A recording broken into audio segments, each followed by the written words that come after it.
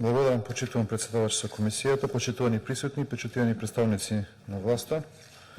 Иако не ги гледам во салава, освен директорот на инспекторатот, се надам ќе се приклучат.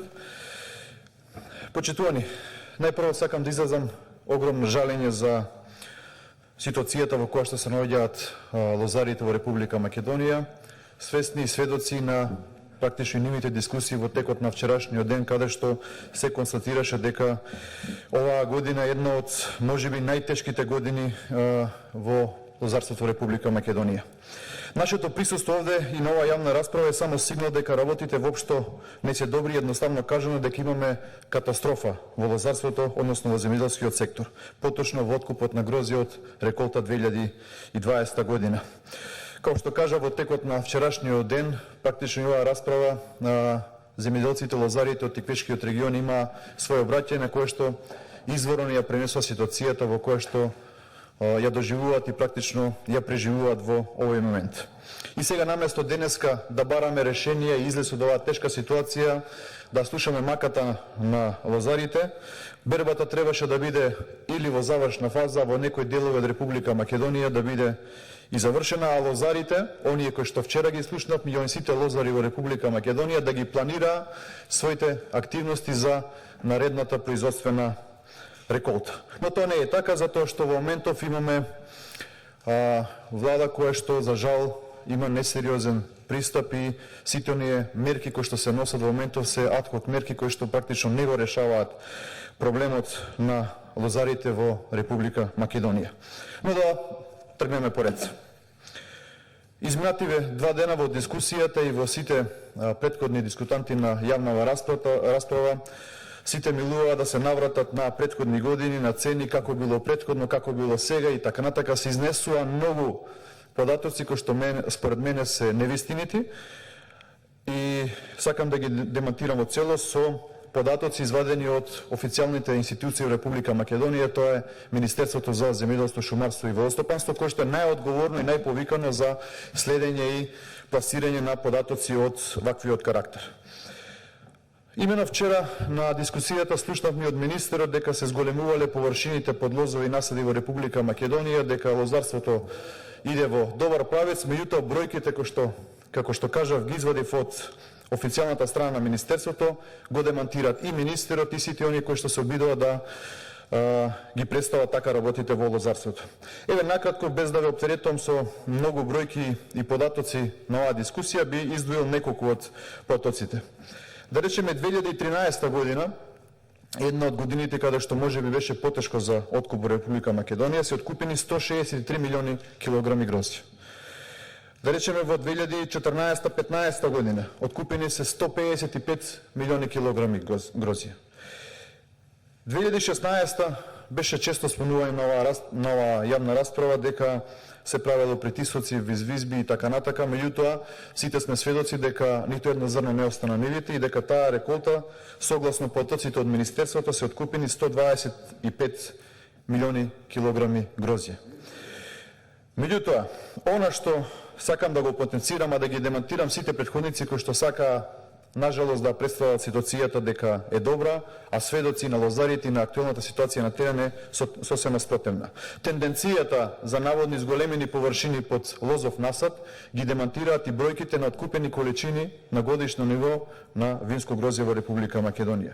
Ке издвојам еве можеби 2017. Таа година се откупени само 55 милиони килограми.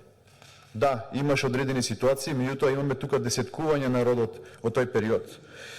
2019, почитувани присутни на оваа јавна расправа и почитувани оние кои што ќе следат јавната расправа, немаше ниту ковид криза, немаше ниту суша, немаше ниту други ситуации кои што сакате да ги спомнете како оправдување, се откупени само 96 милиони килограми на грозје. Ако денеска се вадиме на пандемијата ковид, не знам на 2019 на што би може да се вадиме, нито имаше на друга причина која што понатака во дискусијата ќе ја спомнам. Исто така сакам да потенцирам, сметам дека е важно затоа што со овие податоци и бројки само ќе констатираме во каква состојба се наоѓа лозарството во Република Македонија денес. Не сакам премногу да се вмешува политика во овие настапи, затоа што денеска лозарите се соочуваат со најтешките моменти во својот живот, односно во производството на винско грозје. Да, ќе спомнам неколку години уназад, затоа што вистината треба да се погледне во очи, ако што велат и старите, пред вистината и боговите треба да молчат. Ќе почнеме од 2013, не знам, ако сакате можеме и од многу порано. Во 2013 година, согласно потоците, ќе потенцирам, согласно потоците на Министерството за земјоделство како најодговорна институција, просечната цена на Смедеревката изнесувала 11,45 денари.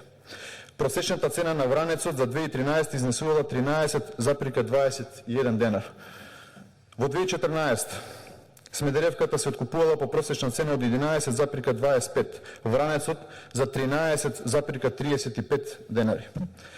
2015 11,35 се откупувала Смедеревката, Вранецот за 13,34. 2016 се слични цените. Доаѓаме во клучните години 17, 18 и 19. Јас во една од моите реплики кажав накратко, денеска уште еднашка сакам со мојава дискусија да изнесам реалноста во Република Македонија. Демантирајќи го и министерот во вчерашната дискусија и сите они дискутанти кои што сака, ќе повторам, да представат ситуацијата дека е идеална.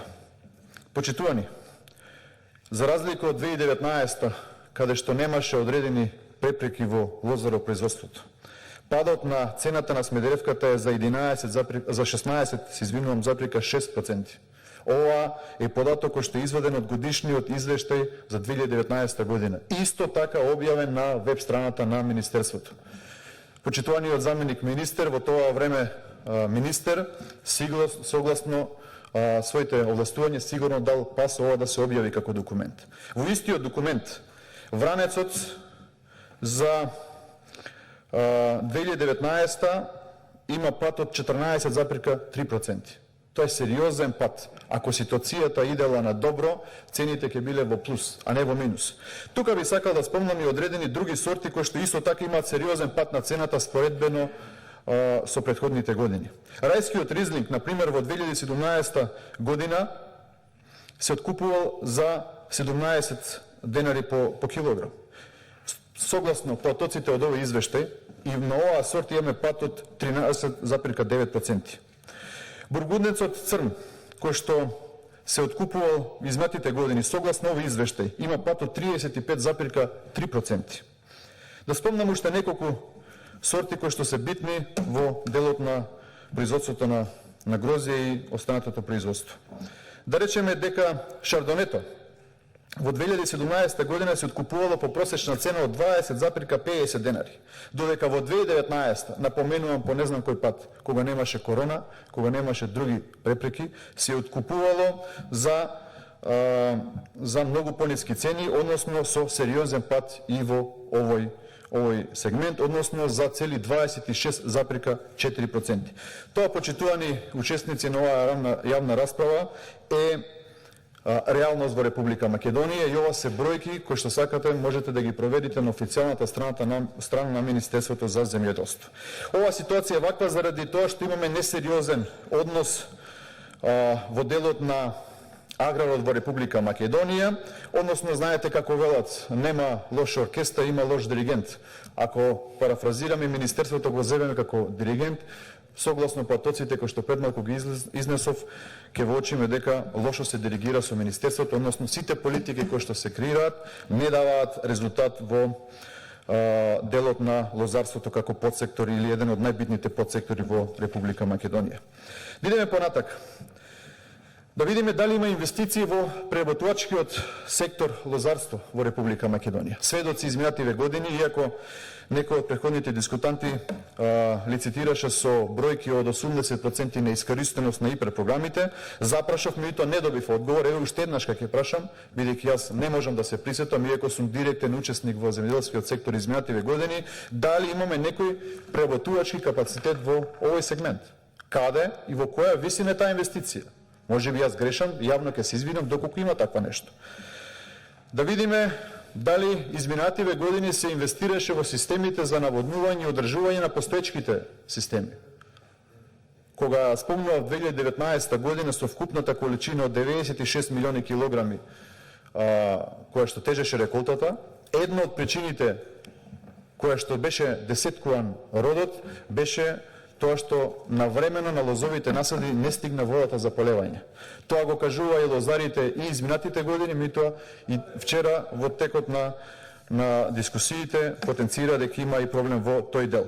Меѓутоа, никој не најде за храброст да им се извини на лозарите и за минатата година, кога пак ќе потенцирам немаше ковид пандемија и одредени ситуации кои што ќе се користат како изговор во проблемите кои што се сочуваат лозарите. Не можам да не го спомнам и да го посочам Министерството за земјоделство и министерот за земјоделство како најодговорен креатор и двигател на процесите во земјоделскиот сектор. Сите знаеме дека една од обврските, клучните обврски на министерот е да биде модератор, да биде креатор, да биде двигател на процесите. Сведоци бевме дека последнава година за која што нажалост денеска сме овде ке дискутираме за откупот на грозјето е затоа што немаше диалог, односно немаше иницијатива од тогашниот министер, сегашен заменик министер Трајан Димковски. Сведоци бевме дека и самите лозари потенцираа вчера дека биле исклучени од целата дискусија. Ја слушнавме и Националната федерација како една од најголемите организации во земјоделскиот сектор дека воопшто не биле консултирани од делот на проблемите кои што се случуваат и идната реколта. Јас тука морам да посочам и лично сведоштво, бидејќи во периодот од јануари до јуни бев технички министер во Министерството, согласно Пражинскиот договор и ги обавував позицијата како дополнителен заменик министер. Тука сакам да потенцирам дека неколку пати алармирав и потенцирав, се обратив и писмено и до тогашниот министер Трајан Димковски, и до секторот за вино, и до Државниот инспекторат за земјоделство, да се седне на заедничка маса, без да се гледа на политички поени и така натака. Да се разговара за идниот откуп на винското гроздје, кој што во тоа време потенцирам, апелирав дека ќе биде критичен, согласно ситуацијата во која што се најде нашата држава. Меѓутоа, ниту од министерот, ниту од инспекторатот, ниту од секторот за вино не се најде за храброст да се одговори на дописите, а да не збориме да се седне на заедничка маса. Имав предлози, имав решенија. Меѓутоа, нажалост, морам овдека јавно да кажам дека не се најде на разбирање, претпоставам од немање храброст или од не знам која друга причина да се седне на заедничка маса и да се креираат одредени предлог мерки, уште во тоа време зборувам во месеците март, април, кога е најпотребно да се зборува за откупот на грозје. Денеска ние зборуваме за проблемите. Да имаше сериозен пристап, уште пред неколку месеци, оваа ситуација можеби ќе беше многу поинаку. Не можам да не го спомнам институцијата земјоделски инспекторат, бидејќи таа согласно своите законски овластувања една од најповиканите и клучни институции во овој сектор, затоа што контролата на терен и спроведување на законите кои што се носат е токму во надлежност на Државниот инспекторат за земјоделство. Меѓутоа, нажалост, кога велам несериозен однос на владата, ако не се лажам, господин Шапорич е 4-ти директор на инспекторатот. И ако не се лажам, се уште му е веден мандатот. Значи, замислете, во рок од 3 години имаме 4 директори со по 6 месеци. Тоа говори дека или имаме некомпетентни кадри во тој сектор, односно во таа институција, или пак имаме луѓе кои што се соочени со проблемите па ја напуштаат раководењето на таа позиција. Констатирано повеќе од јасно е дека инспекторатот како да е на колективен годишен одмор и дека не е постојано на терен. Не е проблемот само со откупот на грозјето. Вие знаете дека постојано земјоделците апелира и бара помош од вас како институции во откупот на другите земјоделски производи. Меѓутоа, нажалост, не знам од која причина вашето отсуство беше повеќе од очигледно на терен. Се надевам дека во контралепика ќе имам уште многу повеќе да кажам. Тука би спомнал уште само за сетот на економски мерки кои што помпезно се најавуваше од страна на владата и на Министерството во делот на помош на земјоделците, и во овој дел само ќе кажам дека освен на хартија реализација на овие така наречени антикризни мерки во земјоделскиот сектор нема никаква. Во некоја друга прилика ќе можам да едноставно ги дообјаснам сите останати.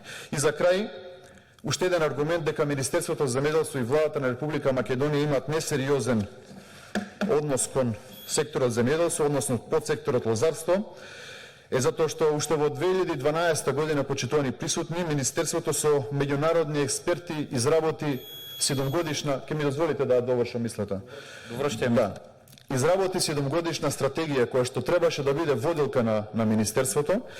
И замислите, не само што не се придржуваше Министерството кон таа стратегија, денеска, на неколку месеци пред новата 2020 година, Министерството во моментов нема стратегија која што треба да биде водилка за работење на Министерството. Тоа е она што сакам да го потенцирам, дека Министерството и владата имаат подценувачки однос кон овој сегмент.